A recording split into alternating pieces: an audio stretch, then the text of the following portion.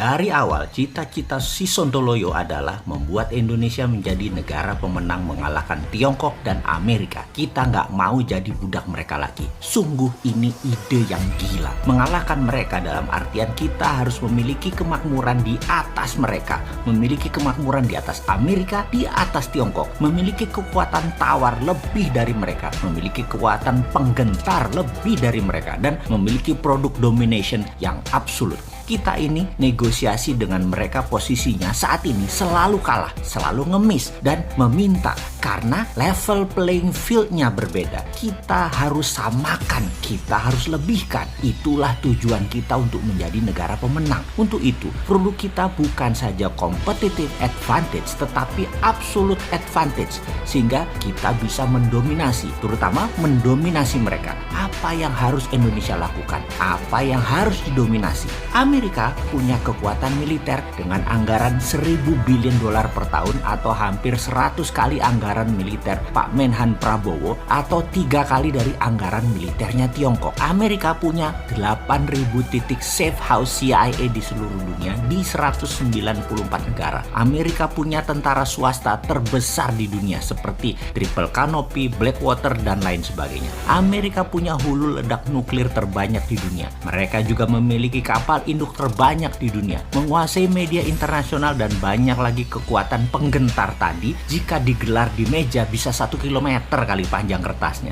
Tiongkok di sisi lain punya kendali atas distribusi barang, kendali kepemilikan pelabuhan dan manajemen di puluhan negara dan ratusan lokasi pelabuhan dari Eropa, Asia, Afrika di berbagai negara untuk seaport produk-produk mereka. Seperti misalnya di Malaysia Port Dickson, di Sri Lanka, di Selat Hormuz, di 3 negara sisi barat dan 2 negara sisi timur Afrika, di terusan Suez, hingga 3 port di kawasan Eropa dan banyak lagi di Amerika Selatan. Tiongkok menguasai armada distribusi laut. Kapal besar mereka atau vessel mereka setiap tahun lebih dari 150.000 kali bolak-balik memutari wilayah dagang tadi dengan lebih 10.000 kapal kargo besar dari berbagai armada milik mereka. Selat Malaka saja 1 tahun ada 100.000 vessel kapal dagang yang melewati wilayah tersebut, di mana 80% vessel barang tadi adalah barang Tiongkok. Yang kalau si Sontoloyo punya ide akan kita lawan UNCLOS yang memberatkan Indonesia, kita akan pajaki Selat Malaka. Walaupun artinya apa?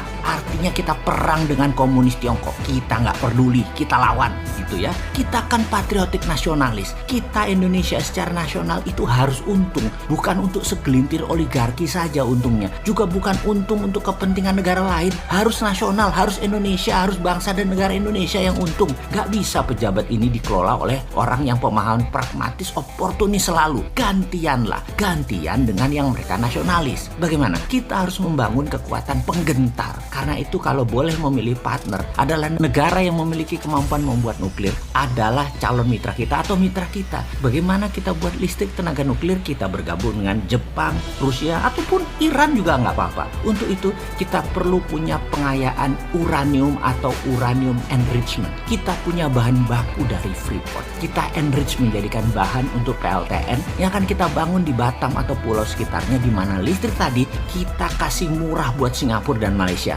Selain untuk menghidupi listrik di Sumatera, kita bangun misalnya 15.000 megawatt atau 15 gigawatt. 5 giga untuk Malaysia, 5 giga untuk Singapura, 5 giga untuk Sumatera. Kasih murah yang Singapura dan Malaysia, tapi seluruh hak Selat Malaka Indonesia ambil. Untuk counternya, hak atas memajaki Selat Malaka di choke point selat tersebut kita minta vessel yang lewat bayar asuransi. Asuransi ini pemiliknya 3 negara. Indonesia 70%, Amerika 15%, Tiongkok 15%. Angka ini bisa membuat APBN naik 400 triliun per tahun. Lumayan buat bayarin hutang para pejabat lama. Baik nggak tuh kita?